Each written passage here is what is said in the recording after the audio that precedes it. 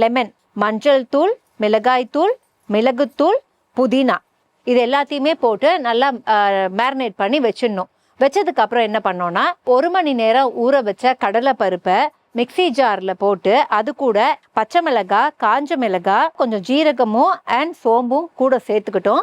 இஞ்சி, பூண்டு, கருவேப்பிலை, கொத்தமல்லி அண்ட் புதினா இது எல்லாத்தையும் போட்டு வடைக்கு எப்படி தேவையோ அப்படி அரைச்சிக்கிட்டோம். அதுக்கப்புறம் ஒரு கடாயில தேவையான அளவுக்கு எண்ணெய் விட்டு ஜீரகம், சோம்பு, பச்சை மிளகாய், வெங்காயம் அண்ட் கருவேப்பிலை, புதினா அண்ட் கொத்தமல்லி இது எல்லாம் போட்டு கொஞ்சம் சாட் பண்ணிக்கிட்டோம். ஸோ இப்போ நம்ம இந்த இறாலை ரெடி பண்ணதுக்கு அப்புறம் ஆல்ரெடி அந்த வடைக்கான பருப்பு விஷயங்களை அரைச்சி வச்சிருக்கோம்ல, அதில் இப்போ நம்ம ரெடி பண்ண இறாலை ஆற வச்சு கொஞ்சம் ஆறுனதுக்கு அப்புறம் ஆட் பண்ணிட்டு நீங்கள் உருண்டை பண்ணி அதுக்கப்புறம் வடையா தட்டி டீப் ஃப்ரை பண்ணி எடுத்தீங்க அப்படின்னா இதுதான் இன்னைக்கு நாங்கள் செஞ்ச இறால் வடை. ஃபைனலாக வடை ரெடி ஆனப்ப வடை எடுக்கும்போது அதே கடாயில் எண்ணெய் சூடாக இருக்கும்போது கொஞ்சம் கருவேப்பிலையை போட்டு அதையுமே ஃப்ரை பண்ணி எடுத்து போட்டுட்டீங்க அப்படின்னா ஃபைனல் கார்னிஷாக அப்படி பண்ணி இதை தான் நம்ம இறக்கியிருக்கோம். ஸோ இன்னைக்கு நாங்கள் பண்ண இந்த இறால் வடை இப்படி தான் நாங்கள் செஞ்சோம்.